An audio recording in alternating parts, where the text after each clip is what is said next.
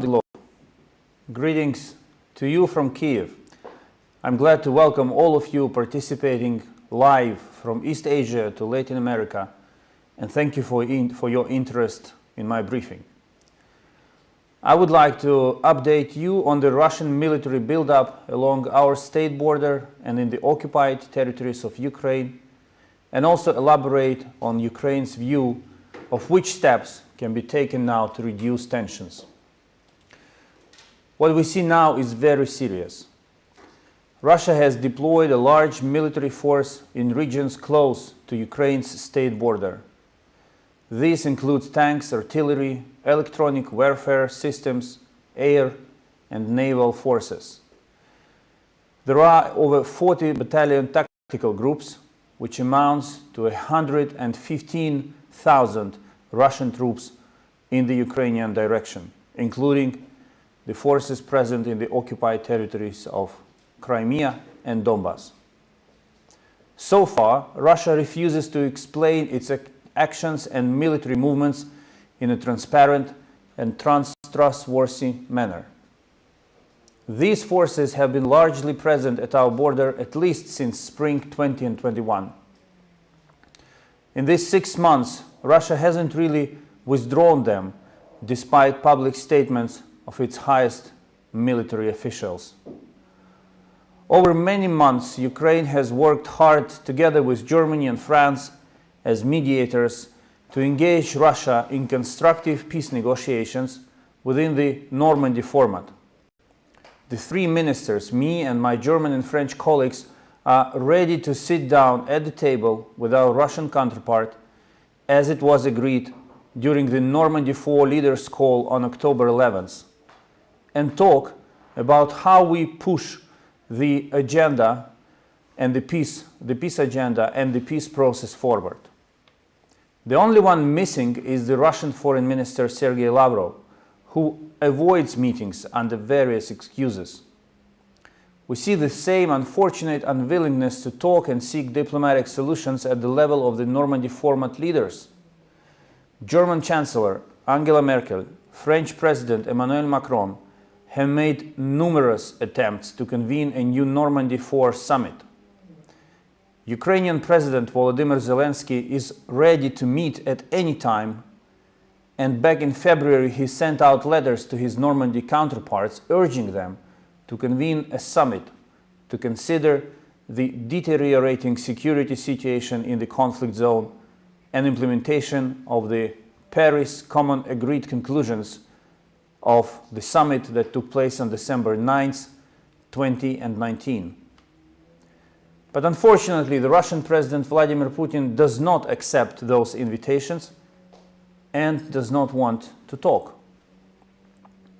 What we see instead is not only a military buildup along our borders, but also increased level of Russian disinformation, including Russia's false accusations of Ukraine plotting a military attack in the Donbas. Let me take this opportunity to state officially, Ukraine does not plan any military offensive in Donbas.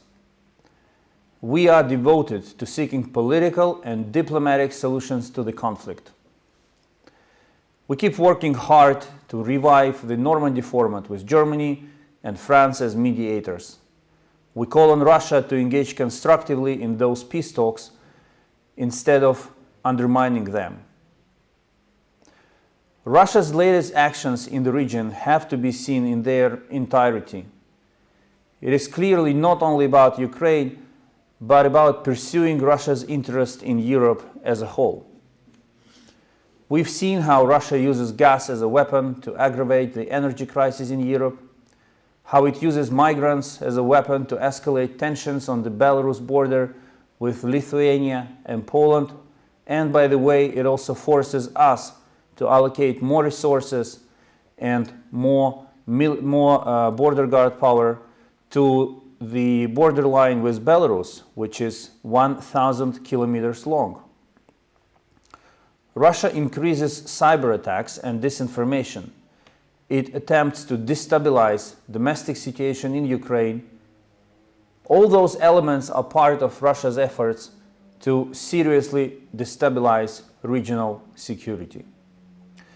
In the worst-case scenario, Russia may try to undermine the entire post-Cold War security architecture in Europe and redraw borders by force again, as it already did in 2008 in Georgia and in 2014 when it occupied Ukraine's Crimea and launched a war in Ukraine's eastern region of Donbas. Now let's ask frequently asked questions. Why now? Well, simply because Russia sees an opportunity to proceed with such a plan. Our key European allies, Germany and France, are focused on their domestic affairs. Germany has held an election recently, and France is going to have one soon. Russia's geopolitical gas pipeline project, Nord Stream 2, is at the stage of certification. Vladimir Putin thinks that the West is weak and indecisive, especially now. He may have confidence that this is the right moment to shift the balance of power in the region to his own profit. I believe we must prove him wrong, and we can do this. The main goal now is to deter Russia and to demotivate it from further aggressive actions. To achieve this goal, Ukraine proposed partners a comprehensive three-layer deterrence package. The first level includes political deterrence. We call on our partners to make strong and timely messages of support to Ukraine and warn Russia that the price of any further military action against the sovereignty and territorial integrity of Ukraine will be high, and such actions will be met with an immediate and overwhelming response. Secondly, economic deterrence. We call on our partners within the transatlantic community to begin a discussion on specific economic restrictions on Russia, which will be swiftly applied should Moscow decide to launch a new military offensive against Ukraine. Thirdly, security deterrence. We call on partners to deepen cooperation with Ukraine in the security and defense sectors. The stronger Ukraine is, the less likely Russia would risk another wide-scale military attack. Strong Ukraine is a deterrence measure against Russia. This deterrence package is already being put together. I'm grateful to our partners who are already taking these steps. This week I'm attending a NATO ministerial meeting in Riga and an OSCE ministerial in Stockholm.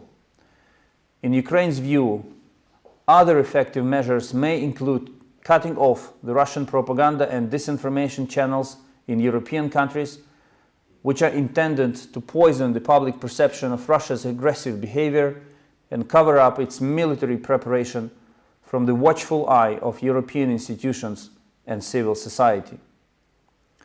In both NATO and OSCE meetings this week, I will brief partners on the security situation in the region, further mobilize support for Ukraine, and discuss very concrete steps which can be taken to deter Russia. By acting together, we can demotivate Moscow from further military action and make it ease tensions in the region. Ukraine defends peace, security, and is seeking fair solutions in Europe.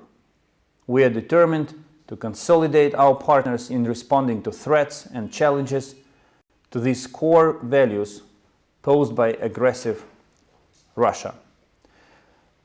I want to emphasize one thing.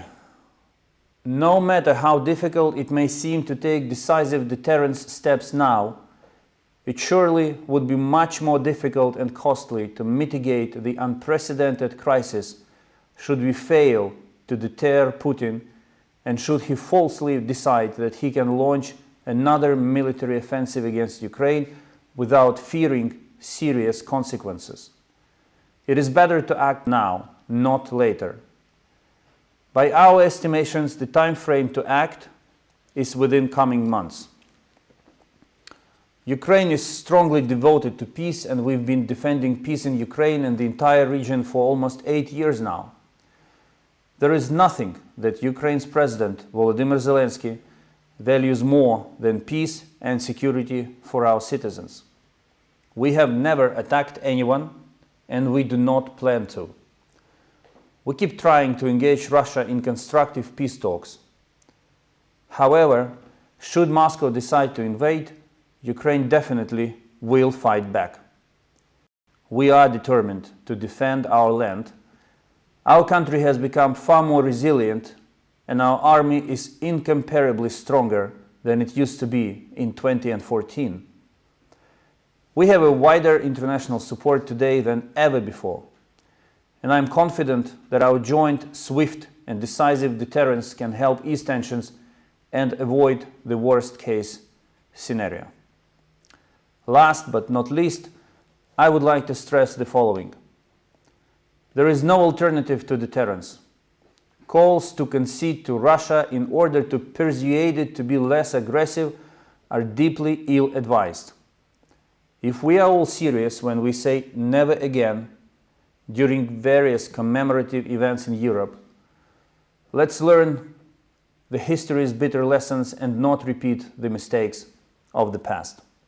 Thank you, and I'm ready to take your questions.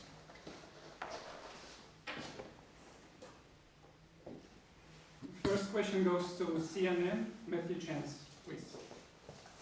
Mr. Foreign Minister, thank you. Thank you very much for giving us the opportunity to ask these questions. I've got two questions, if I may. The first is about this Russian troop build-up. The United States, like you, is also warning of this build-up, warning of the possibility of a Russian invasion plan. Yet, it is also holding back on reimposing sanctions on the Nord Stream 2 gas pipeline, Russia's most strategic project. Do you see US policy as sending a contradictory, really confused message? That's my first question. My second question, if I may very quickly. Last week, President Zelensky warned that a coup had been uncovered on the 1st or 2nd of December. Do you think the threat of a Russian-backed coup is still real today, or has that threat now receded? Yeah, thank you. Since 2014, the United States have been Ukraine's security partner number one, and this goes without a question. We had a very successful year in our bilateral relations with the United States, including the visit of my president to Washington, where during the visit the new security package offered by the United States to Ukraine was announced, and deliveries already took place. We can also see from the position and the behavior of the Biden administration these weeks how strong and committed they are to supporting Ukraine during this new escalation undertaking by Russia. So this is just to mark the fact that we are very close partners with the United States when it comes to security of Ukraine and supporting its sovereignty and territorial integrity. When it comes to Nord Stream 2, in principle, our positions, the position of Ukraine and position of the United States on Nord Stream 2, they concur. We both believe that Nord Stream 2 is a bad project. However, we see different ways how this project should be prevented from being weaponized by Russia. And yes, it is true that Ukraine insists and believes that strong sanction policy against Nord Stream 2 is the best way to protect not only Ukrainian interests but also Central European interests in gas market, and not to give Russia another luxury leverage to exert pressure on EU economies. The United States, they do not oppose the sanction policy in principle, and they have introduced some sanctions recently, but we differ when it comes to the, let's put it this way, to the volume and the amount of sanctions needed to protect Europe from Nord Stream 2. We are very open in this difference, and we remain very close in dialogue with Washington on these issues, on these matters related to Nord Stream 2. But the stance of the United States on Nord Stream 2 does not undermine in principle their position on supporting Ukraine under these circumstances. And yes, the second question. Well, it goes without saying that when we speak of a hybrid warfare, external military pressure goes hand in hand with domestic destabilization of the country. So we look very seriously in the information available to us, to the government of Ukraine at this stage when it comes to the potential coup in Ukraine, and we remain extremely vigilant. Our law enforcement agencies are examining this information, and we will, of course, provide our partners with this, with the updates as they arrive. But I want to be clear that if Russia decides to resort to the last measure of a military offensive operation, it will undoubtedly be preceded or accompanied by systemic and bold attempts to destabilize Ukraine from the inside by all means available to Russia. Next question comes from German Public Radio, please.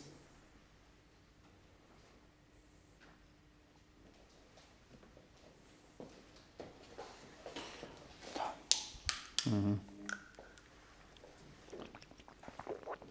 Thomas Franka, are you with us, German Public Radio?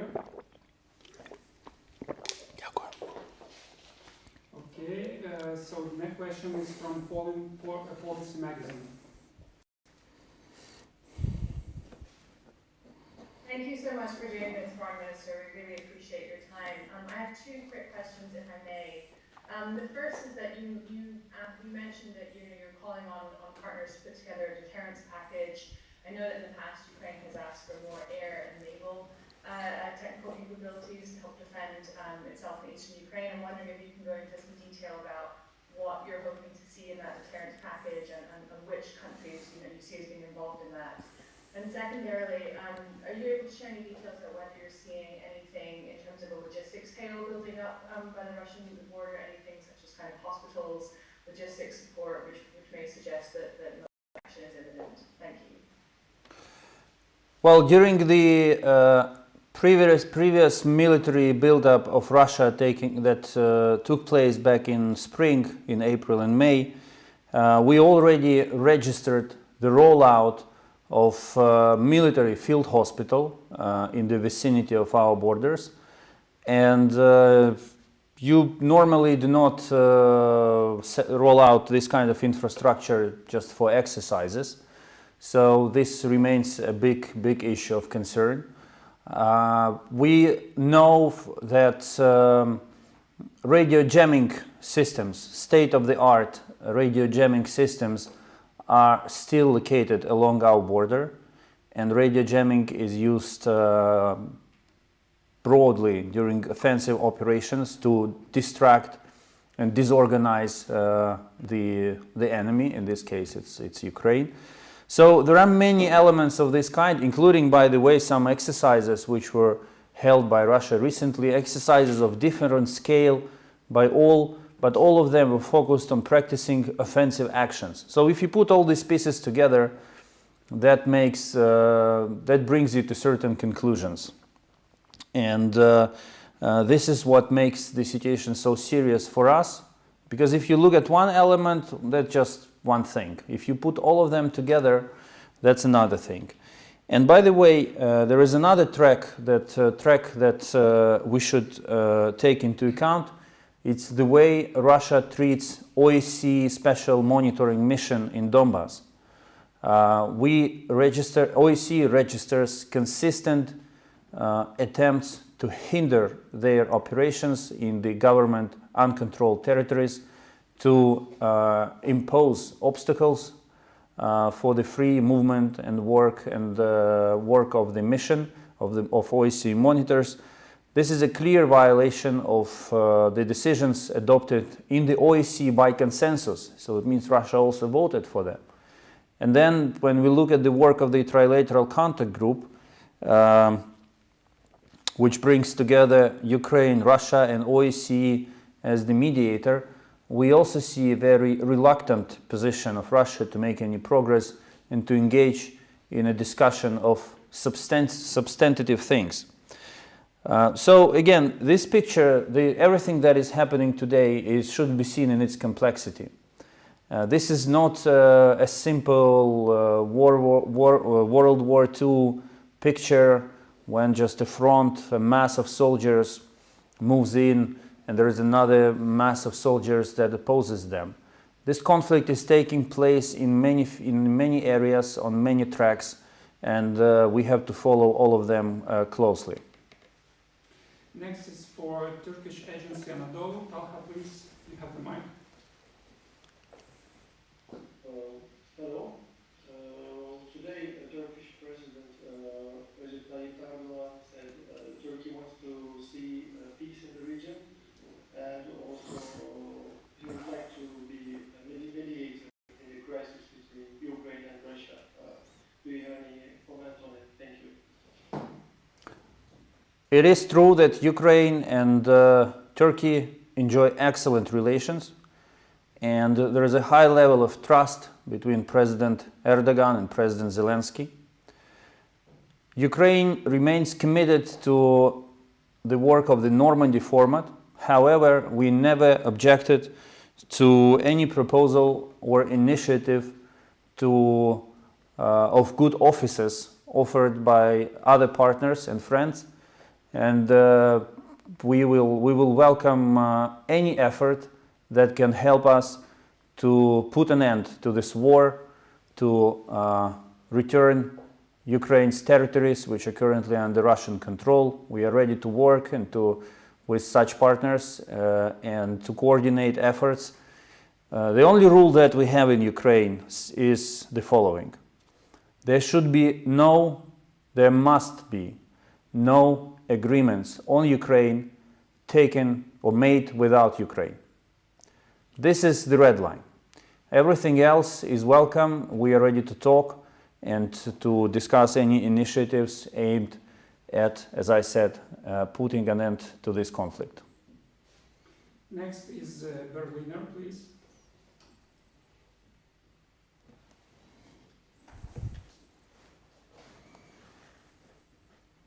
Hello. Hello, this is Michael Meyer from Berliner Zeitung. Can you hear me? Yes, I can hear you. Yes, please ask Thank the you. question. Thank you for the opportunity, Mr. Foreign. Two questions actually regarding the new German government. We are in the transition period here. So are you in contact or in exchange with the new designated Foreign Minister Baerbock, who will take over shortly? And is there a special group how you can do this transition in this critical situation? The second question is that there have been talk in Germany that Ukraine might take some of the migrants on the Belarusian border. Is there some truth to this news? Thank you. No, we haven't established a contact with the new Foreign Minister of Germany. I'm looking forward to talking with her at her earliest convenience once she is appointed as Foreign Minister, and I'm ready to pick up the phone anytime because Germany remains a very important partner for us. When it comes to the situation with migrants, no, there are no talks about reallocation or the transfer of migrants currently being concentrated at the border between Belarus and Poland to Ukraine. This idea was thrown in the air in Germany, but there is nothing official that is happening on that track.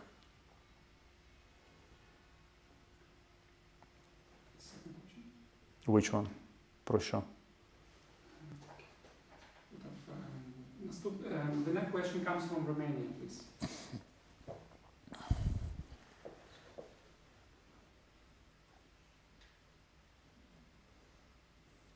Universal.net, are you with us? Good afternoon, and thank you for this opportunity.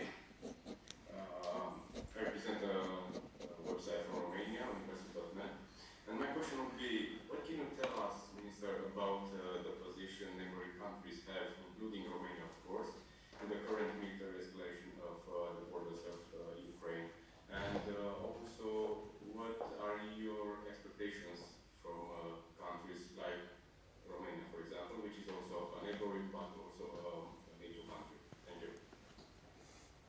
Well, according to information available to us, the potential military operation undertaken by Russia will include a large segment of activities in the Black Sea, military activities in the Black Sea. And therefore, Romania and other Black Sea partners, in our view, should be as concerned with Russia's plans as Ukraine is, and as committed to deter Russia as we are committed to doing it.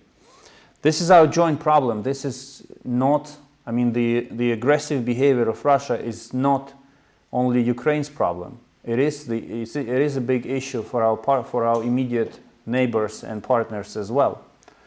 Romania has consistently supported Ukraine in this war with Russia since 2014, and we appreciate this support. And we are looking forward to working with them closely on defining measures and steps which can be taken. But we also count on Romania's active position in both NATO and the European Union when discussions on how to prevent the worst case scenario and what steps should be taken to achieve that will be taking place in Brussels. We also have US News and World Report with us. Please ask a question. Yeah, hi, Foreign Minister. Thank you for doing this. I have another question about President Zelensky's comments last week about a supposed coup plot. For a coup to be carried out, it would require a sizable portion of your country's own military leadership to participate, which seems to me to be as much a critique of your own country as it is of the threat from Russia. So, do you believe the threat of an actual coup in Ukraine is credible? Is that possible for your country, or do you see this more as a disinformation campaign? Thank you. Well, active involvement of the armed forces in any coup is one of the scenarios. I am not in a position to comment on this, on the information available to our law enforcement agencies at this point. But Ukrainian army enjoys high respect and trust in the Ukrainian society, and the leadership of the army is committed to defending the sovereignty and the democratically elected government and leadership of Ukraine. So I do not have any evidence that would speak to the contrary. I think that when it comes to such sensitive information, such sensitive cases as potential coup, we have to be extremely careful in wording, in our estimates, and let the law enforcement officers present what they have in due time. Next question goes to Compass.com from Indonesia. Yes, good evening, Mr. Kuleba. Thank you for your time. I have a question regarding President Volodymyr Zelensky on 26 November. He said that Ukraine ready to escalate with Russia. Is it a call for a war, or does it have other meaning? And you just said that Ukraine won't engage any military action with Russia. So until when you gonna be patient, or you gonna wait to won't engage any military action and take diplomatic action? Thank you. Can you please repeat your first question? Okay. On 26 November, President Volodymyr Zelensky said Ukraine ready to escalate with Russia. Is it? To what? Does it mean Ukraine ready for war with Russia, or does it have other meaning? Well, we have no intentions to escalate our relations with Russia at any scale. We have no intentions to resolve the current conflict with Russia in a military way. And it doesn't matter either we speak about a small local operation or a bigger operation on the ground. No. Ukraine has proved over these years that we are committed to a peaceful solution, and we are committed to the process taking place in the Normandy format. When Russia accuses Ukraine of plotting a war, plotting an aggressive military action, it just tries to disinform and disorient and distort the reality. This is definitely not the case. But if Russia decides to attack, of course, I assure you that Ukraine will be defending itself by all means available to it. This will not be an easy ride for Russia in Ukraine. Okay, we also have a question from Swiss public broadcaster, SRF, please. Yeah, hi, thank you very much for taking into consideration. I actually have two questions. The first one, you just said that you have no interest in any military solution to the current conflict or current war in eastern Ukraine. Could you please comment on the very new use of drones by the Ukrainian military that have taken place in the current days? And second, the second question will be the following. We're talking now about the military dialogue, at the Russian-Ukrainian border since a few months, since spring, as you said before. Could you please tell more exactly in how far the current situation differs from the situation in spring? Thank you very much.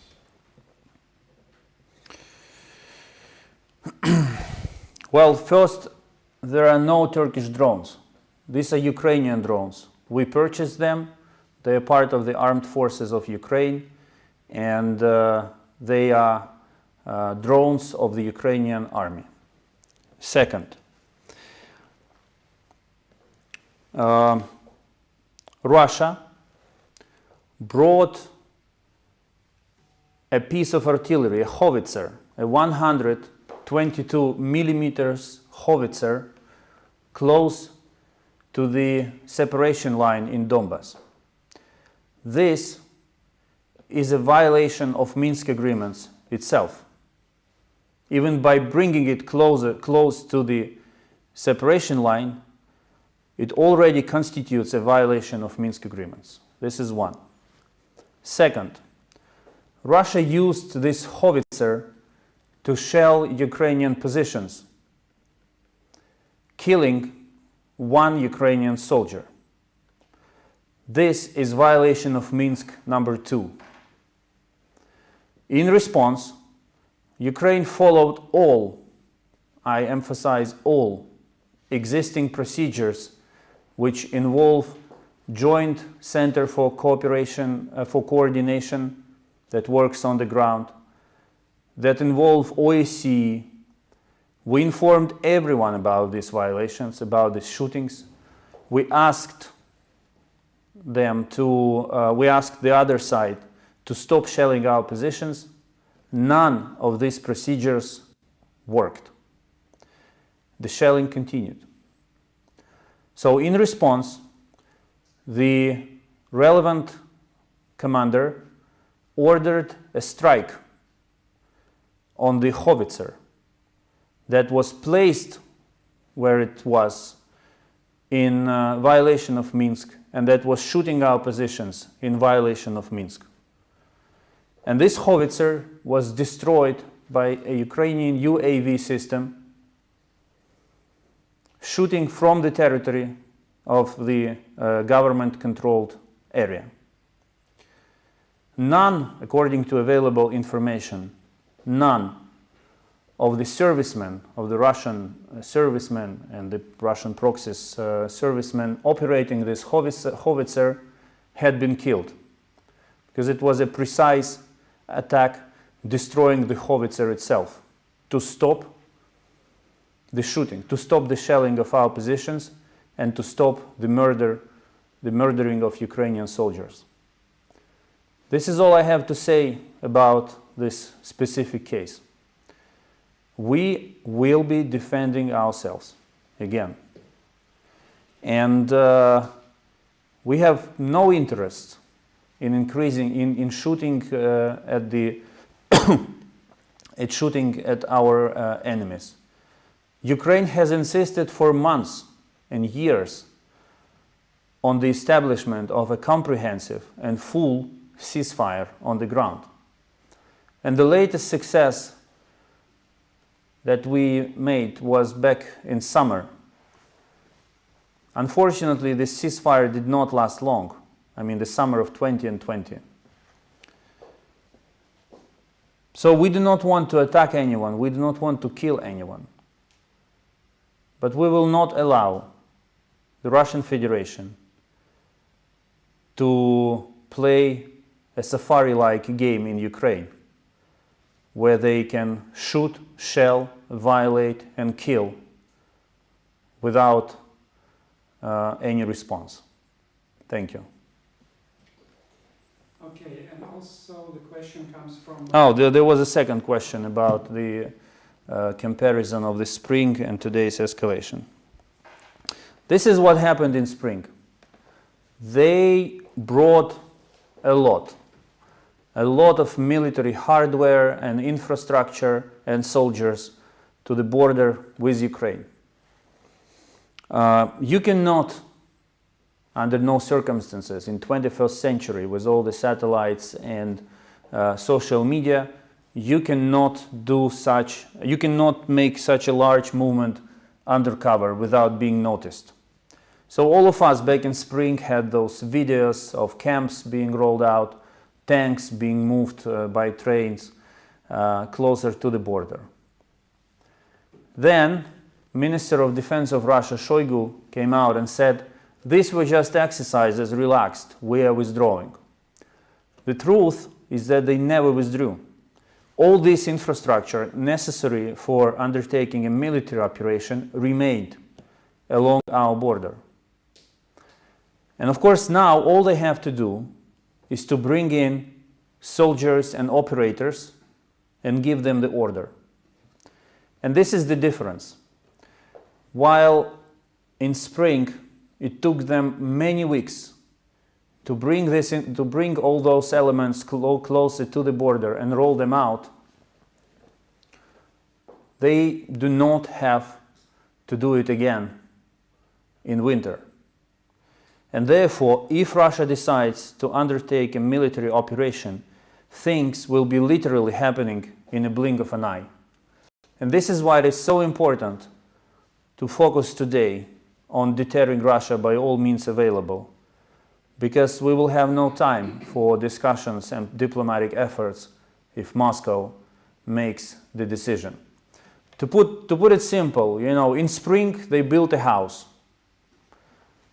In winter, all they have to do is to move into that house, open windows and start shooting. This is the difference between spring and now. Okay, we will be concluding with the last question, which goes to Lithuanian National Radio and Television, please. Yeah, good day. I had a question regarding the current migrant crisis on the border of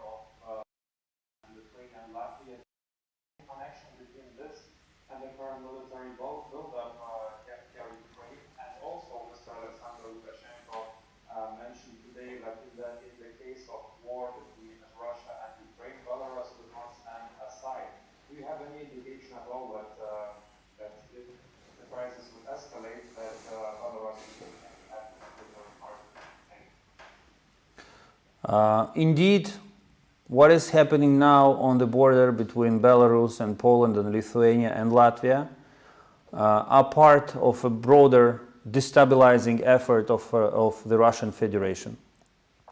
Basically speaking, President Putin has a number of cards in his hands, destabilizing and distracting the attention of the European Union by putting pressure on their borders from Belarus, putting pressure on Ukraine by building up military force along our border and by trying to destabilize the situation in Ukraine from the inside.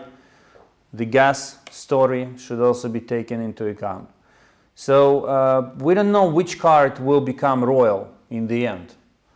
Our goal, our common goal, should be, of course, to build such a system, such a diplomatic system that would not allow President Putin and his close ally, Alexander Lukashenko, to play any cards against us. And when it comes to the situation with migrants, Ukraine, Poland and Lithuania remain in a very close contact on this matter, and we coordinate, we share information, we coordinate efforts, and the format of the Lublin Triangle that was set up almost 2 years ago, which includes Ukraine, Lithuania and Poland, proves to be very valuable to address such threats as the one we are talking about. When it comes to Alexander Lukashenko, we hear a growingly hostile rhetorics from him. It's unimaginable to some extent. Ukraine and Belarus have enjoyed excellent relations in the past. We never considered our northern flank as a source of threat. Unfortunately, now we have to take this threat into account and take it extremely seriously. Thank you. I would like to thank everyone who took part in this briefing. Thank you for your questions. Once again, all we are trying to do now is to prevent worst-case scenarios from happening. And to achieve that, we need words, but we also need deeds. And I would like to thank you for spreading the word across the world and of supporting us in our call on partners to act jointly with us. Thank you very much. Have a good week.